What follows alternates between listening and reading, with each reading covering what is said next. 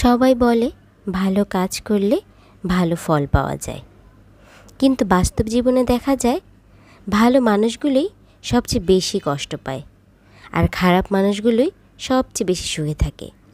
তবুও নিজের নীতি আর মূল্যবোধ ধরে রাখা উচিত, কারণ দিন শেষে ভালো মানুষ আর সততারই জয় হয়। আসসালামু আলাইকুম এভরিওয়ান, রূপালীর দিনরাত্রির পক্ষ থেকে আমি রূপা আপনাদের সবাইকে আবারও স্বাগতম জানাচ্ছি আমার নতুন আরেকটি ব্লগ দেখার জন্য। দূরে এবং কাছে যে যেখান থেকে আমার আজকের ভিডিওটি দেখছেন, আশা করছি সবাই ভালো আছেন এবং সুস্থ আছেন। আমরা আলহামদুলিল্লাহ বেশ ভালো আছি। তো বেশ অনেক দিন পরেই কিন্তু আবার রেগুলার ভিডিও শেয়ার করছি। তো আজকে সকালে নাস্তা থেকেই কিন্তু ভিডিওটা স্টার্ট করেছি। সকালে নাস্তাটা রেডি করার জন্য আমি প্রথমেই চুলায় চা বসিয়ে দিয়েছি এক পাশে, আর এই পাশ থেকে রুটি খাওয়ার জন্য ভাজি করে নিব। তো আজকে আলু দিয়ে টমেটো দিয়ে একটা ভাজি করব। তো একটু বেশি পরিমাণেই করব, কারণ আমি দেখা যায় বেশিরভাগ সময় বাঁচানোর ক্ষেত্রে এই কাজটা মাঝে মাঝেই করে থাকি। সকালের নাস্তায় যে আইটেমটা তৈরি করি সেটা একটু বেশি করে করি, যাতে দুপুরে আমার একটা আইটেম হয়ে যায়। তো আজকেও কিন্তু আমি সেই কাজটাই করছি। আসলে এভাবেই কিন্তু সময়টা বাঁচিয়ে আমি সংসারের কাজগুলো করে থাকি। আমি তো দেখা যায় রান্নার বেশিরভাগ কাজই রাতের বেলা গুছিয়ে রাখি। তো যেদিন দেখা যায় রাতের বেলা আমি কাজগুলো গুছিয়ে রাখতে পারি না, সেদিন সকালে নাস্তার সাথে সাথেই কিন্তু আমি সেই কাজগুলো করে ফেলি। এতে করে কি হয়, আমার রান্নাবান্না করতে খুব একটা দেরি হয় না। আর রান্নাবান্নার দেরি না হলে কিন্তু সংসারের অন্যান্য কাজগুলো খুব তাড়াতাড়ি করে নেওয়া যায়। তো কিছু কিছু ভিডিওতে দেখা যায় অনেকে প্রশ্ন করে, আমরা যেমন বলি 2 ঘন্টায় 1 ঘন্টায় সংসারের কাজগুলো শেষ করলাম। অনেকেই বলে 2 ঘন্টায় কি সংসারের কাজ শেষ করা যায় কি না। আসলে কে কিভাবে কাজ করে সেটার উপরে ডিপেন্ড করে, আর কার সংসারে কতটুকু কাজ সেটার উপরেই কিন্তু আপনাদের সময়টা ডিপেন্ড করবে। যেমন আমার সংসারে 2 ঘন্টা যদি আমি টানা কাজ করে যাই, তাহলে রান্নাবান্না থেকে শুরু করে আমি ঘরের সব কাজকর্ম কিন্তু শেষ করতে পারি। তো যদি আমার হেল্পিং হ্যান্ড না থাকতো তাহলে হয়তো বা সময়টা আরেকটু বেশি লাগতো, কারণ ঘর মোছা, কাপড় ধোয়া এই কাজগুলো কিন্তু তখন আমাকেই করতে হতো। তো কাপড় যেহেতু আমি ওয়াশিং মেশিনেই ক্লিন করি, তো ওয়াশিং মেশিনে দিলে তো সেটার সময় লাগে না। আর ঘর মোছার ক্ষেত্রে দেখা যায় আমার হেল্পিং হ্যান্ড আপা আছে, উনিই করে। তো অন্যান্য যে সকল কাজগুলো আছে সেগুলো কিন্তু আমিই করি। তো সেগুলো যদি টানা 2 ঘন্টা কাজ করা যায় তাহলে কিন্তু সব কিছুই খুব সুন্দরভাবে করে নেওয়া যায়। তো এই যে সকালে নাস্তার সাথে সাথে আমি কিন্তু টুকটাক করে দুপুরে রান্নার জন্য সব কিছু রেডি করে নিয়েছি। যেমন মাছটাকে ভিজিয়ে দিয়েছি, পেঁয়াজটা একটু বেশি করে কেটে রেখেছি, যেই সবজি রান্না করি না কেন সেটাও একটু সাথে সাথে করে কেটে নিয়েছি। এতে করে কিন্তু আমার সকালে নাস্তাটাও রেডি হয়ে গিয়েছে, সাথে আমার দুপুরে রান্নার প্রিপারেশনটাও কিন্তু নেওয়া হয়েছে। তা আমি কিন্তু আলু দিয়ে টমেটোটা ভাজি করে নিয়েছি। তো আলু টমেটোর সাথে আমি 2টা ডিম দিয়ে দিব, এতে করে ভাজির টেস্টটা ভালো হবে। আর এই ধরনের ভাজি দিয়ে আমার ভাত খেতেও ভালো লাগে, রুটি খেতেও ভালো লাগে। তো সকালের নাস্তার জন্য আম কেটে নিয়েছি, আর একটু মিষ্টি দই ছিল, মানে মিষ্টি দই বানিয়েছিলাম একদম হালকা চিনি দিয়ে।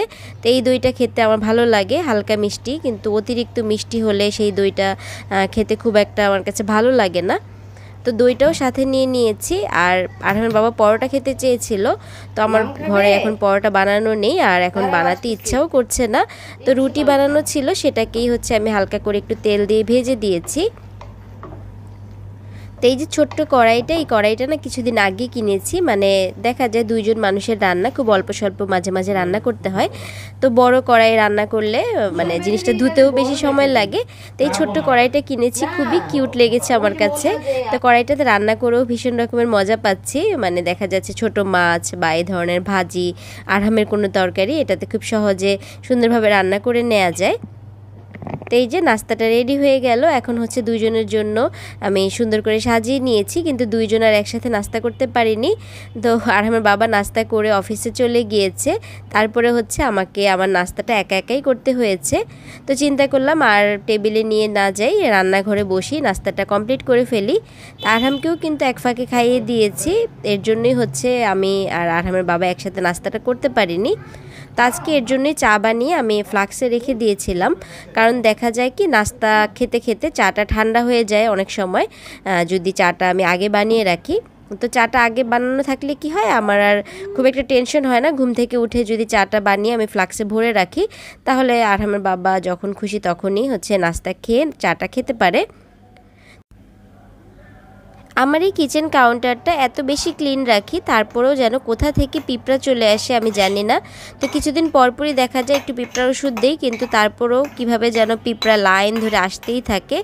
আসলে বর্ষাকালে এই ধরনের পিঁপড়া, তেলাপোকা বা পোকামাকড়ের আক্রমণটা বেশিই হয়, আর বিশেষ করে রান্নাঘরে এই ধরনের সমস্যাগুলো বেশি দেখা দেয়। তো আমি হচ্ছে এখন ঘরের অন্যান্য কাজগুলো টুকটাক করে নিচ্ছি। তো আজকে হচ্ছে আরহামের বাবার রুমের এই চাদরটা আমি চেঞ্জ করে দিব। আর এই যে দেখুন, আয়রন করে কাপড়গুলো নিয়ে এসে এখানেই রেখে দিয়েছে। এতবার বলি যে আয়রন করে কাপড়গুলো এনে সুন্দর করে আলমারিতে রেখে দিবে, আমি পরে গুছিয়ে রাখবো, কিন্তু কে শোনে কার কথা। তো এইভাবে এনে ব্যাগটা এখানে রেখে দিবে। শার্টটা জায়গা আছে, তারপরও জায়গা মতো না রেখে এরকমভাবে অন্য জায়গায় ঝুলিয়ে রাখবে। তো মাঝে মাঝেই সেই কাজগুলো করে যেগুলোতে আমি খুব বেশি বিরক্ত হই, কিন্তু কি আর করার, ছেলে মানুষকে বুঝিয়েও পারি না। তো সবসময় যে করে এরকমটা না, মাঝে মাঝে করে, তো এর জন্য আর কিছু বলি না। তো আমি হচ্ছে এই রুমে হচ্ছে আমার কিছু ছবির ফ্রেম রাখা আছে। তো ছবির ফ্রেমগুলোতে অনেক বেশি ধুলা পড়ে গিয়েছিল। তো এখানে আমার শাশুড়ির ছবি আছে, শ্বশুরের ছবি আছে, তারপর আমাদের বিয়ের ছবি আছে। তো সবগুলোকে খুব সুন্দরভাবে আমি মুছে নিচ্ছি। তো মুছে তারপরে হচ্ছে আমি বিছানার চাদরটা বিছাবো, কারণ এগুলো যখন মুছবো তখন দেখা যাবে আবার না হলে চাদরে ময়লা পড়বে। আর এই ঘরটাতে না এত বেশি ধুলা হয়, কারণ এই ঘরে দেখা যায় শুধু আরহামের বাবা কাজকর্মই করে, আমরা বেশি একটা আসা হয় না, এর জন্য ধুলার পরিমাণটাও না অনেক বেশি হয়। আর কালো জিনিসের উপরে মানে ধুলাটা একটু বেশিই দেখা যায়, মানে কিছুক্ষণ পরেই দেখা যাবে আবার ধুলা পড়ে গিয়েছে। তা আমি তো তবা করেছি, আমি আর কখনোই এরকম কোনো কালো কোনো ফার্নিচার কিনবো না। মানে সাদা ভালো, তাও এরকম ডার্ক কালারের চাইতে সাদা কালারটাতে কিন্তু খুব একটা বোঝা যায় না, কিন্তু কালো জিনিস একদম চোখে পড়ে যায় আর দেখতেও খুব বেশি খারাপ লাগে। তা আরহামের পুতুলগুলোও এখানে রেখে দিলাম। তো আরহাম মাঝে মাঝে এখানে খাটের উপর এসে দুষ্টামি করে, তো তখন এই পুতুলগুলো সাথেও খেলা করতে পারে। তো এই যে দেখুন, আমি কিন্তু সকালবেলায় রান্নার জন্য সব কিছু রেডি করে রেখেছিলাম, আর খুব বেশি একটা রান্না না। আরহামের জন্য আমি হচ্ছে একটু চিকেন রান্না করব পেঁপে দিয়ে, আলু দিয়ে। আর আমি তো সকালেই একটা ভাজি এক্সট্রা করে করেছি, মানে ভাজিটা বেশি করে করেছি। আর আমি একটু ছোট মাছ রান্না করব, এই হচ্ছে আমাদের রান্না বান্না। আর রাতের বেলা আরহামের বাবা যদি খাওয়া দাওয়া করে তখন হয়তো অন্য কিছু করে দিব। তো দুপুরের জন্য আমাদের মা ছেলের এটা দিয়েই হয়ে যাবে। তা আমি এখানে ছোটো মাছটা রান্না করে নিচ্ছি। ছোটো মাছটা না একটু পাঁচমিশালি ছিল, মানে অনেক রকমের মাছ একসাথে ছিল। তা আমি চিন্তা করলাম একটু টমেটো দিয়ে ভুনা করে ফেলি। তো আরহামের বাবা দেখা যায় ছোটো মাছের ভিতরে কাচকি মাছটা খায়, কিন্তু এছাড়া অন্য কোনো মাছ সে ছোটো মাছ খায় না, বড় মাছ খায়। তো এই ধরনের মাছ আরহামের বাবা খাবে না, এটা শুধু আমার জন্যই, তাই অল্প করে একদম রান্না করে নিচ্ছি। সংসারে সব কাজকর্ম দুপুরে রান্না বান্না করতে কিন্তু আমার মাত্র 2 ঘন্টা সময়ই লেগেছে, হয়তো তার কিছুটা কমও লেগেছে, কারণ আজকে রান্নার পরিমাণও কম ছিল। তারপরে কাজকর্ম দেখা যায় সবগুলো বেডরুম কিন্তু প্রত্যেক দিন ক্লিন করতে হয় না আমার, যেহেতু আমরা বাসায় মানুষ সংখ্যা কম।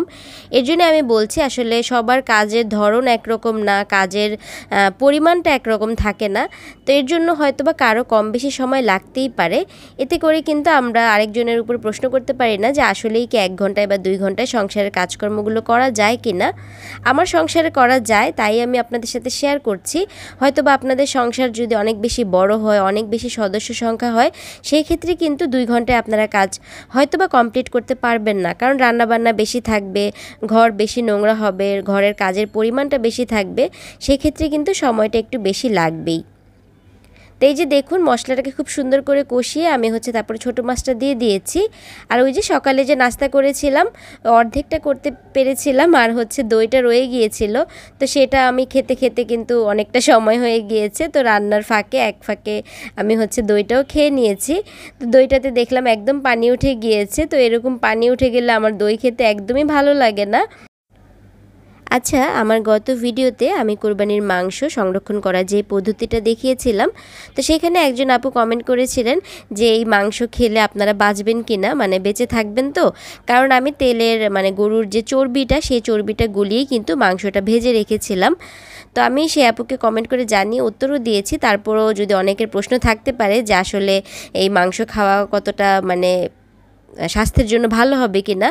আসলে যেই চর্বিটা আমি গলিয়ে মাংসটা ভেজে রেখেছি সেই চর্বিটা কিন্তু আমরা খাই না, আমরা শুধু গরম করে মাংসটাকে উঠিয়ে নেই, তারপরে হচ্ছে সেই মাংসটা যে যেভাবে খায় সেভাবে রান্না করে নেয়। তো চর্বিটা যে স্বাস্থ্যের জন্য ভালো না সেটা কিন্তু আমিও জানি। তো এর জন্য কিন্তু অত চর্বি খেলে অবশ্যই বেঁচে থাকবো কিনা জানি না, বাঁচা মরা সব কিছুই আল্লাহর হাতে, কিন্তু হ্যাঁ স্বাস্থ্যের জন্য ঝুঁকিপূর্ণ হবে। তো সেই চর্বিটা কিন্তু আমরা খাই না, শুধু হচ্ছে মাংসটাই আমরা খাই। কারণ আমি গত ঈদেও যে মাংসটা রেখেছিলাম সেই চর্বিও কিন্তু এখন পর্যন্ত আমার ফ্রিজে আছে, তো ফেলে দিব, সেটাকে এখন আর কোনো কাজে লাগবে না। অনেক সময় দেখা যায় যখন মাংস রান্না করি তখন ওইখান থেকে হয়তো বা কিছুটা তেল দেই, এতে খুব সুন্দর একটা ফ্লেভার আসে, কারণ গরুর মাংস রান্না করলে হালকা পাতলা তেল চর্বি তো থাকেই, তো সেই ইয়েতেই আমি হচ্ছে অল্প পরিমাণে তেল দেই। অনেকে দেখা যায় এটা দিয়ে পরোটা ভেজে খায় বা খিচুড়ি রান্না করে খায়, তা আমার সেরকম কিছু খাওয়া হয় না। আমি হচ্ছে শুধু মাংসটা তুলে মাংসটাই রান্না করে খাওয়া হয়, তো তেল চর্বিটা আমার খাওয়া হয় না। তো এখন হচ্ছে সন্ধ্যাবেলা আমার বাবা কিছু বাজার নিয়ে এসেছে, মানে এটা হচ্ছে সাপ্তাহিক বাজার বলা যেতে পারে, টুকটাক বাজার। তো এগুলোকে একটু গুছিয়ে নিচ্ছি। আমার কিচেন অর্গানাইজেশন ভিডিওতে অনেকে জানতে চেয়েছিলেন এই যে আমি ওয়াল স্টিকার দুটো লাগিয়েছি এগুলো কোথা থেকে কিনেছি। আসলে একটা তো হচ্ছে আরহামের বাবা অফিস থেকে প্রিন্ট করে নিয়ে এসেছিল, আমি ওটা হচ্ছে একটা বোর্ডের মধ্যে লাগিয়ে দিয়েছি। আর এই যে যেটা অরেঞ্জের ছবি দেওয়া আছে এইটা হচ্ছে আমি দোকান থেকে কিনেছি মাত্র 30 টাকা করে। এই ধরনের জিনিসগুলো কিন্তু কিনতে পাওয়া যায়, অনেক রকমের জিনিস আমি কিন্তু অনেকবার আপনাদের সাথে শেয়ার করেছি, আমি বেশ অনেক কিছুই কিন্তু এই ধরনের কিনেছি। তো এই সাইজেরটা হচ্ছে 30 টাকা করে, আমি খুঁজে খুঁজে এটা বের করেছি, রান্নাঘরে যাতে দেয়া যায় এরকম টাইপের একটা লেখা। তো আর আমার বাবাকে ডিম আনতে নিষেধ করেছি যে বাসায় ডিম আছে, ডিম কিন্তু লাগবে না, কিন্তু সে তারপরও আবার ডিম নিয়ে এসেছে।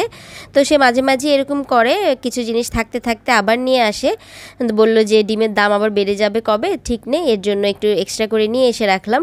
আর ডিমটা আমার ঘরে মানে খাওয়াও হয় বেশি, কারণ সকালে দেখা যায় 2টা-3টা লাগে, অনেক সময় দেখা যায় সন্ধ্যার সময় নাস্তা বানাতে লাগে। আসলে ডিমটা হচ্ছে না আমাদের সবার ঘরেই মানে বেশি থাকে, কারণ এটা হচ্ছে উপকারের বন্ধু। ডিমটা থাকলে মানে যে কোনো সময় ঝটপট কিছু একটা করে নেওয়া যায়। তা আমি যে আমার এই জারটা রেখেছি, এই জারটাতে আমি চিন্তা করলাম যে একটু চিনি রেখে দেখি, যেহেতু এটা এয়ারটাইট না যে পিঁপড়া হবে কিনা, কারণ বাসায় যেই হারে পিঁপড়া চিনির ঘ্রাণ পেলেই দেখা যাবে পিঁপড়া চলে আসবে। তো এর জন্য আমি অল্প পরিমাণে চিনি রেখে দেখছি যে পিঁপড়া ওঠে কিনা। আসলে লবঙ্গ বা তেজপাতা যাই দেয়া হোক না কেন, পিঁপড়া কিন্তু যেখানে যাওয়ার দরকার সে কিন্তু এমনিতেই চলে যায়।